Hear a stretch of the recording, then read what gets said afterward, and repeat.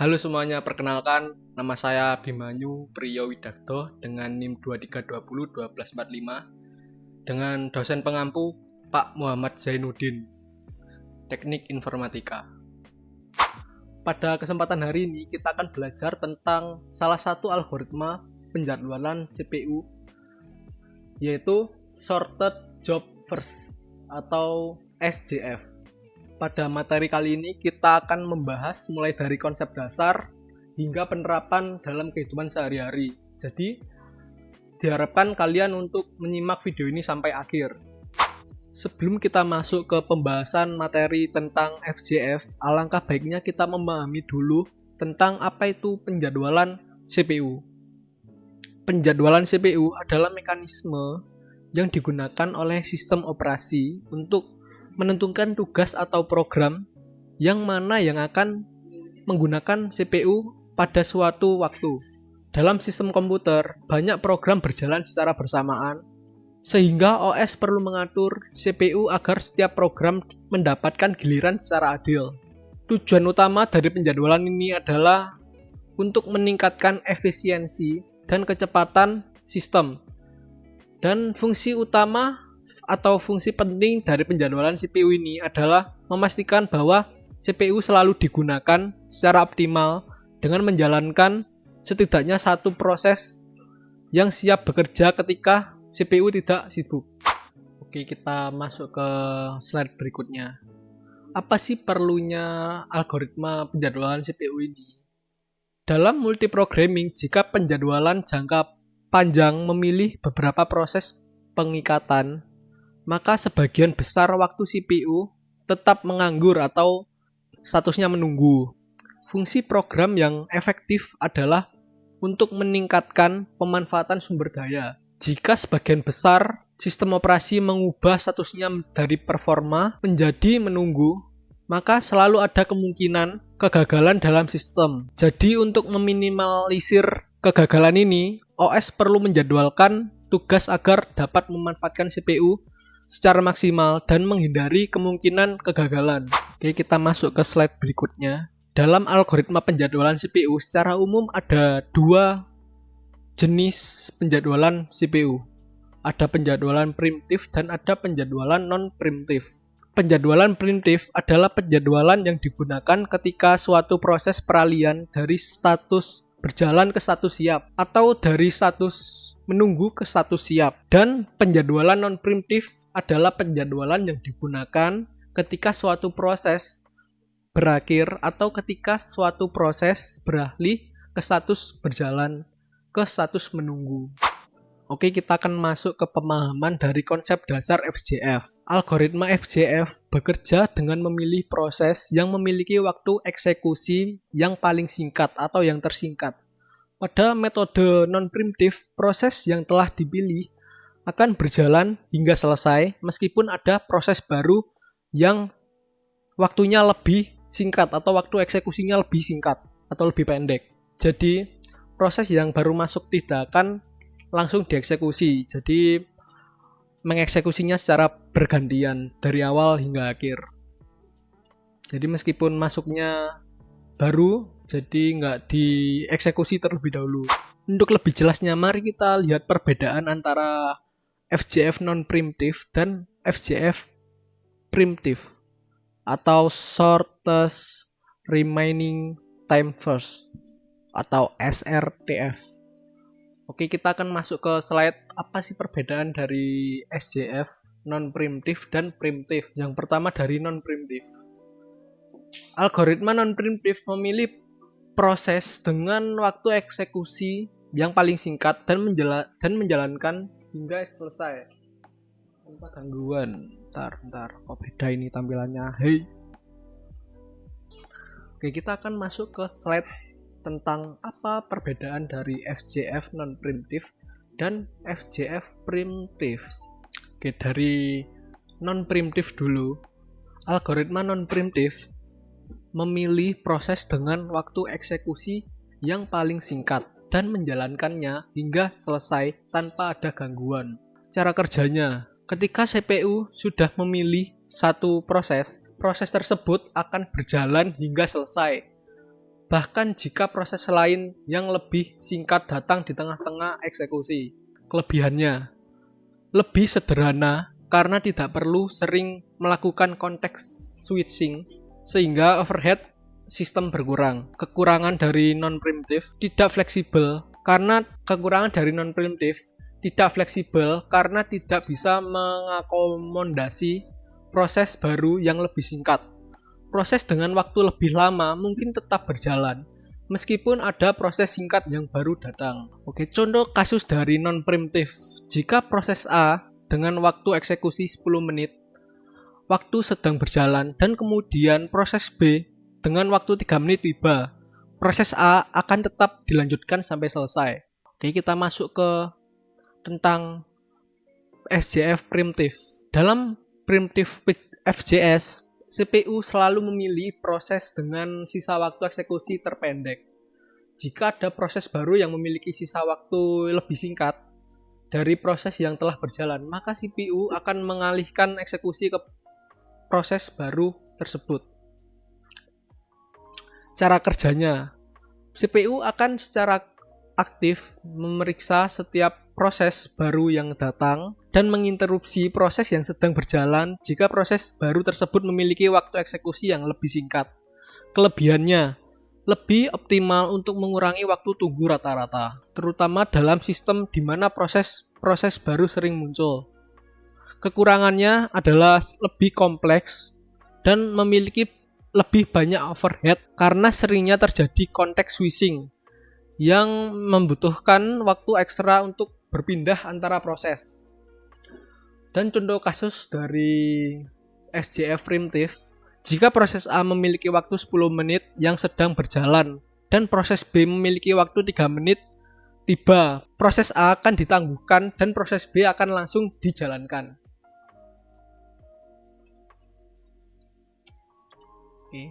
Contoh penggunaan dari non-primitive dan FJF primitive.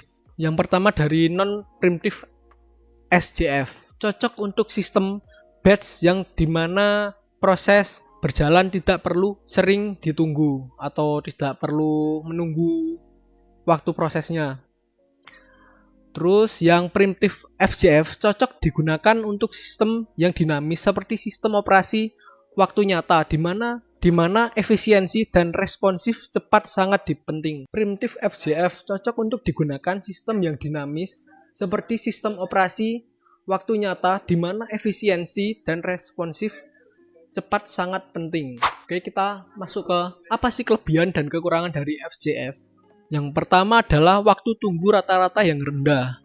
FJF meminimalkan waktu tunggu rata-rata karena proses dengan waktu eksekusi paling singkat dilayani terlebih dahulu. Ini menjadikan salah satu algoritma penjadwalan yang paling efisien dalam hal waktu tunggu. Yang kedua adalah efisiensi tinggi, karena proses singkat dijalankan lebih dulu. CPU tidak perlu menunggu lama untuk proses berikutnya, sehingga meningkatkan throughput atau jumlah proses yang diselesaikan per unit waktu. Yang ketiga adalah cocok untuk lingkungan batch processing. Dalam lingkungan batch processing seperti pemrosesan data dalam sistem tanpa interaksi langsung dengan pengguna, FJF bekerja sangat baik karena proses dapat dijalankan secara berurutan tanpa perlu ada jeda. Yang keempat adalah responsif untuk tugas-tugas singkat. FJF sangat ideal untuk menjalankan tugas-tugas singkat dan memastikan bahwa tugas kecil diselesaikan secepat mungkin. Memberikan respon cepat di lingkungan di mana proses tingkat lebih sering terjadi. Oke, kita masuk ke kekurangan FJF. Yang pertama adalah starvation atau kelaparan. Proses dengan durasi yang lama bisa terus tertunda jika proses singkat terus berdatangan. Ini menyebabkan proses panjang mengalami starvation, terutama dalam versi non-primitive FJF. Yang kedua adalah kesulitan dalam memprediksi burst time. FJS memerlukan informasi tentang waktu eksekusi setiap proses di awal dan yang terkadang sulit diperoleh atau diprediksi dengan akurat. Jika perkiraan waktu salah, maka jika waktu perkiraan salah, maka urutan penjadwalan bisa tidak optimal. Yang ketiga adalah lebih kompleks dan implementasi primitive FGF. Versi primitive FGF atau Shorted Remaining Time First membutuhkan lebih banyak pemantauan dan context switching untuk memastikan bahwa CPU selalu menjalankan proses dengan waktu tersisa terpendek. Hal ini menambahkan kompleksitas dan overhead sistem. Yang keempat adalah tidak optimal untuk sistem waktu nyata. Dalam sistem yang memerlukan responsif waktu nyata atau real-time system, FGF mungkin tidak cocok karena proses yang datang terlambat namun sangat kritis mungkin tertunda jika ada proses singkat lainnya di antrian. Yang kelima adalah overhead lebih tinggi di versi primitive. FGF primitive sering membutuhkan banyak context switching yang meningkatkan overhead CPU dan dapat memperlambat keseluruhan kinerja pada sistem dengan proses yang intens. Kita akan masuk ke slide selanjutnya tentang pembahasan cara kerja FGF itu seperti apa. Pada algoritma ini, setiap proses yang ada di ready QQ akan dieksekusi berdasarkan burst time terkecil.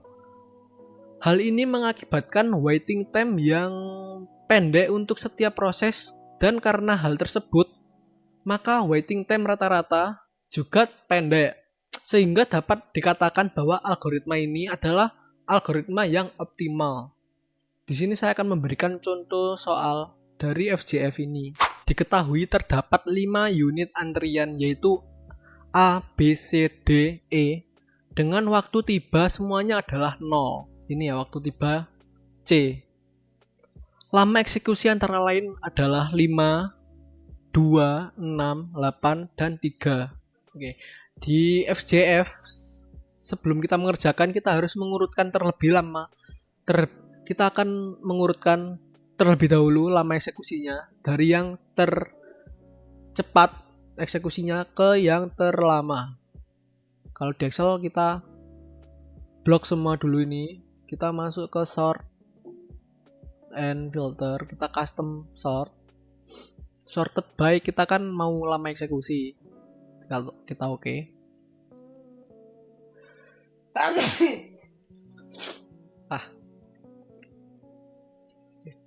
Gimana sih caranya untuk mencari mulai eksekusi? Yang pertama kita kan mulainya kan dari waktu 0. Kita tulis. Nah, bawahnya ini duanya ini kita turunkan ke bagian 5 ke bagian kolom 5F. Kita tulis 2. Nah, selanjutnya mulai eksekusinya kan 2 ditambah dengan lama eksekusi 3, jadinya 5.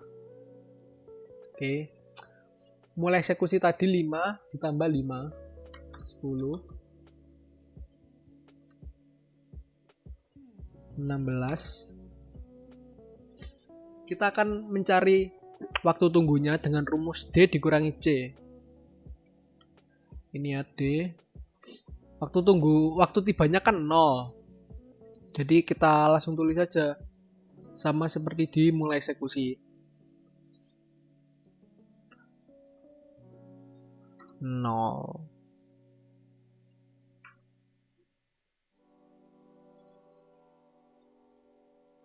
Dua. 5. 10. 16. Oke, selanjutnya kita akan mencari selesai eksekusi atau QUM-A. Nah, ini rumusnya adalah QUM-A ini kita jumlah dengan tabel bawahnya. Jadi 2 ditambah dengan 3 adalah 5. Ini pertama. Oke, 5.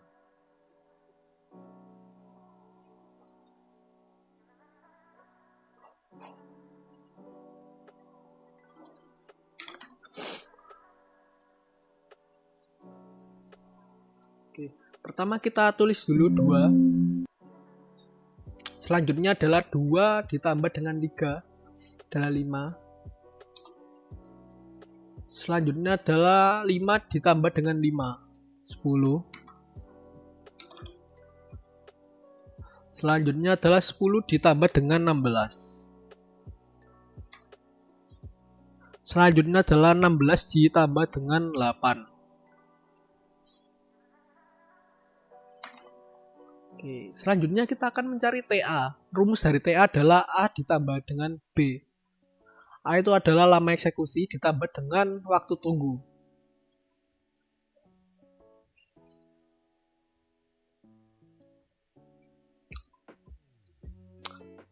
Oke, tinggal kita tambahin jadi 5, 10,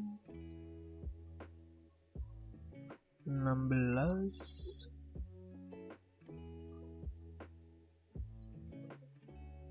24. Oke, selanjutnya kita akan mencari sumnya. Sumnya itu dari ini, total TA semua akan kita jumlah. Ketemu dengan sum 57. Oke, kita akan mencari rata-ratanya. Gimana sih mencari rata-ratanya? Kita akan mencari rata-rata dengan rumus sum ini.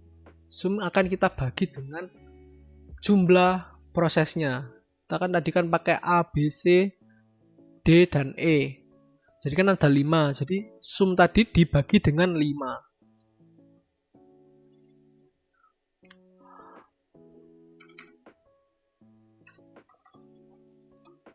Oke, tadi kan secara manual. Nah, jika kita ingin lebih efisien, kita bisa memakai dengan menggunakan rumus Excel.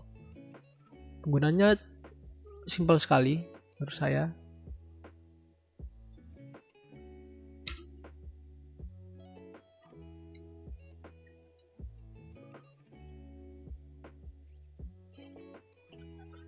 Oke.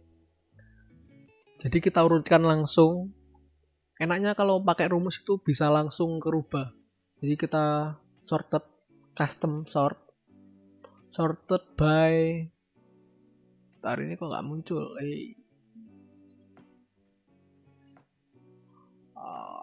Fuck.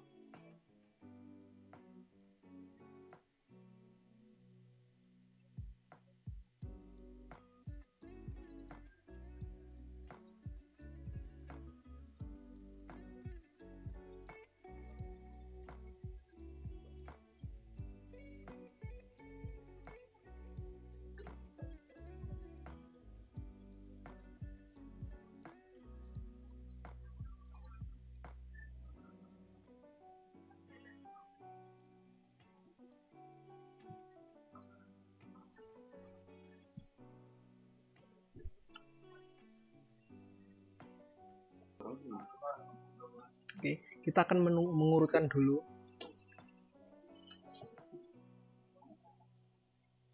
Kita select dari nama proses ke lama eksekusi. Kita sorted by filter, kita custom sort. Kita sorted by, kita kan mengurutkannya kalau SJF kan dari lama eksekusi. Jadi kita pilih lama eksekusi, kita oke. Enaknya kalau pakai rumus Excel ini bisa langsung kerubah dari rumus dari jumlah-jumlahnya juga. Oke, kita akan rubah ini dulu jadi 2. Oke, sama ya hasilnya, sama yang tadi kita hitung manual. Sumnya adalah 57, rata-ratanya adalah 11,4. Oke.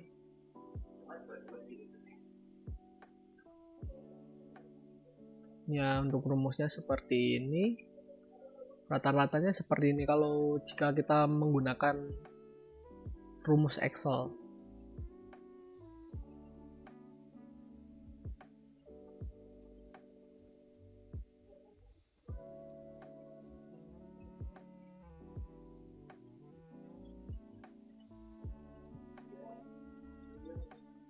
Jika diketahui terdapat 5 unit antrian yaitu A, B, C, D, E, F, dan G dengan waktu tunggu atau waktu tiba 2, 8, 641159. Lama eksekusinya antara lain 5 2 ya 5 2 6 8 4 9 3. Oke.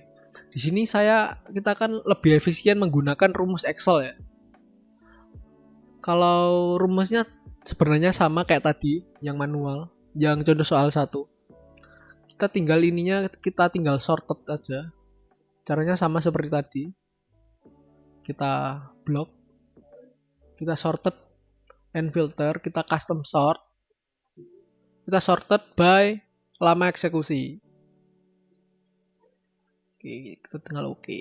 Nah, ini otomatis langsung ke rubah ya, langsung ngikutin dengan rumusnya. Tapi kita rubah dulu ininya jadi 2. Soalnya kan tadi kan 2-nya kan turun di sebelah sini.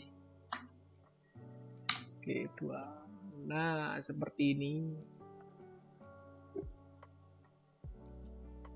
Ini manualnya ya. Ini belum diurutkan, jadi hasilnya agak beda. Soalnya belum diurutkan. Atau enggak gini deh, kita kerjakan juga yang manual. Kita sorted dulu.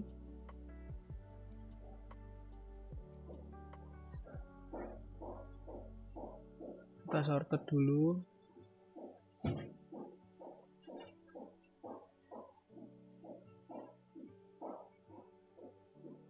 Kita akan coba secara manual ya. Oke, 2-nya turun. 2 ditambah dengan 3 adalah 5. 5 ditambah dengan 4 adalah 9. Oke, 17, 21 ya. Ini 24.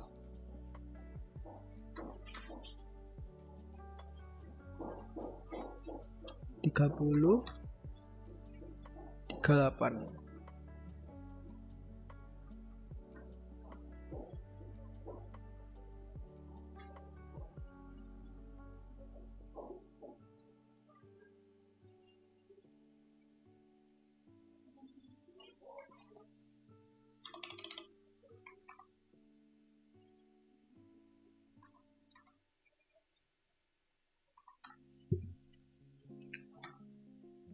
Oke, seperti ini. Waktu tunggunya adalah dengan rumus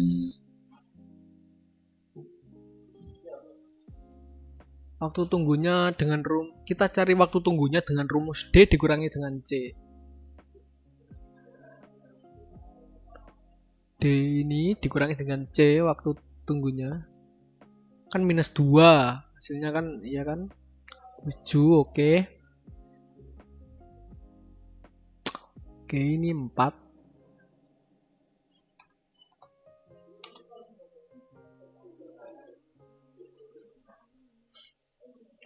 Ini 7.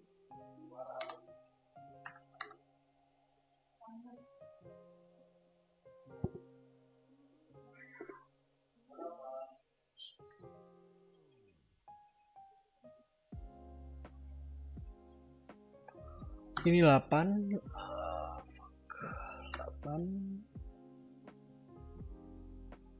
7 min 4 min 7 satap.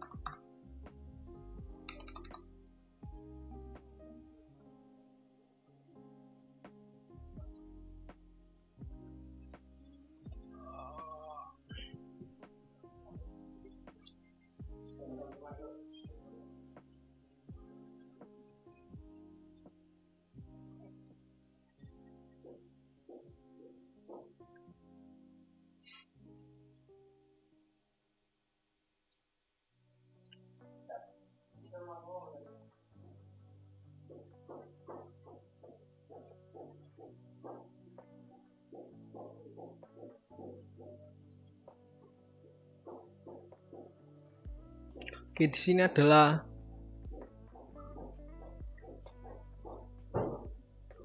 adalah min 8.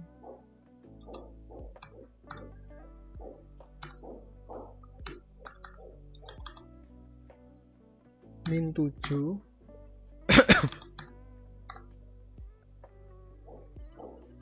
4, 7, ini 8,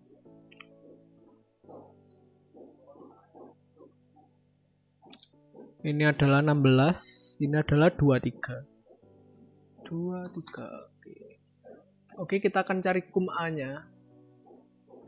Kum A-nya adalah 0. Kita tulis dulu kok 0. Kita tulis 2. Nah, ini 2 ditambah dengan 3 adalah 5. 5 ditambah dengan 4, 9. 9 ditambah dengan 5, 14.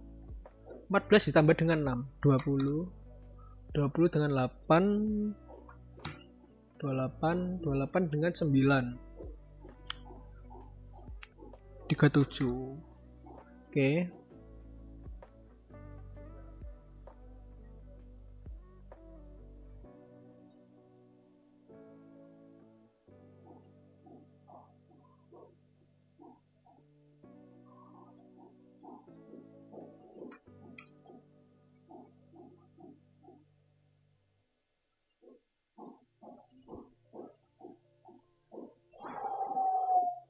Oke, kita akan mencari TA-nya dengan rumus A ditambah dengan B.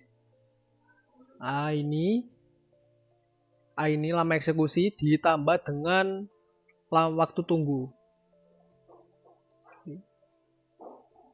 Tambah dengan waktu tunggu.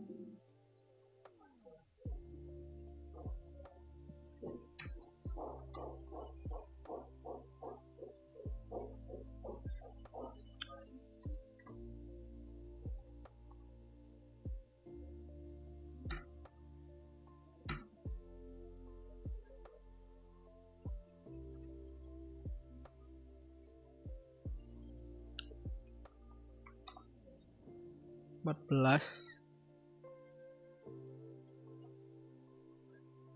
belas juga. Ini 24.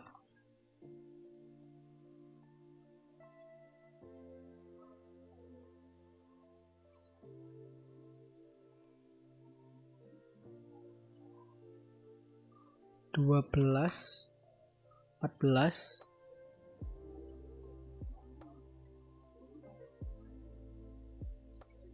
24, 32. Oke.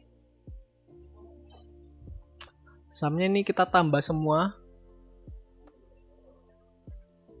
Nah, tambah ini. Oke, jadinya ada 34. 30, kok 34 sih 80, bro. 80 ini dibagi dengan jumlah eksekusi.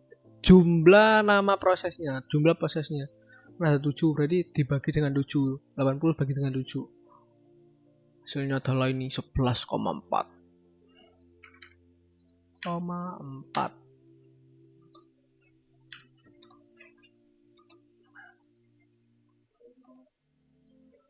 Oke, seperti ini. Pada slide selanjutnya, saya akan memberikan contoh implementasi dalam kehidupan sehari-hari. Sebuah layanan cuci mobil memiliki 5 mobil yang tiba pada waktu 0, 2, 4, 5, dan 7 yang berbeda untuk dicuci. Setiap mobil membutuhkan waktu 10, 5, 8, 4, dan 3 untuk diselesaikan. Pemilik layanan ingin menggunakan strategi Shortest Job First atau FJF untuk meminimalkan waktu tunggu rata-rata pelanggan. Oke. Kita masuk ke Excel. Kita menggunakan yang dengan rumus saja ya, biar lebih cepat. Oke, tadi kan waktu tunggunya kan tadi kan ada 5 mobil kan. Nah, 5 mobil ini saya beri nama dengan M1, M2, M3, M4, dan M5. Dan waktu tunggu tadi 0, 2, 4, 5, dan 7. Dengan lama eksekusi setiap mobilnya adalah 10 untuk mobil 1, 5 untuk mobil 2, 8 untuk mobil 3, 4 untuk mobil keempat, dan 3 untuk mobil kelima. Oke. Kalau di FJF kita harus mengurutkan lama eksekusinya dari yang tercepat ke terlama. Kita bisa sort dengan cara mengselect dari ini, dari nama proses ke sampai lama eksekusi. Nah, kita sort dan filter, kita custom sort. Kita sorted by, kita kan kalau di FJF itu kan menggunakan lama eksekusi ya sebagai patokannya, atau kita harus mengurutkan lama eksekusinya terlebih dahulu.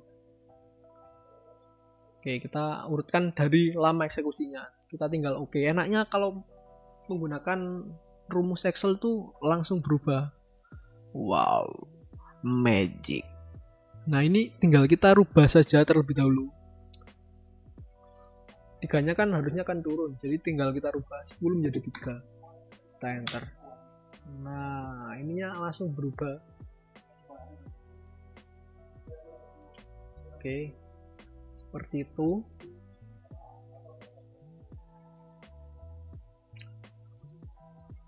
Untuk rumusnya sebenarnya sama aja sih, sama kayak contoh 2 tadi ya, contoh 2 soal tadi. Kesimpulan dari materi kita kali ini adalah algoritma FJF adalah pilihan yang paling efektif untuk mengurangi waktu tunggu rata-rata, terutama di lingkungan yang tugas-tugasnya memiliki durasi pendek. Namun FJF juga memiliki tantangan seperti prediksi waktu eksekusi yang akurat dan kemungkinan terjadinya starvation pada proses panjang. Dengan pemahaman yang baik, dapat memanfaatkan algoritma ini untuk mengelola waktu CPU secara optimal. Oke, terima kasih yang telah menyimak video ini dari awal sampai akhir, dan sampai jumpa di materi selanjutnya. Bye-bye.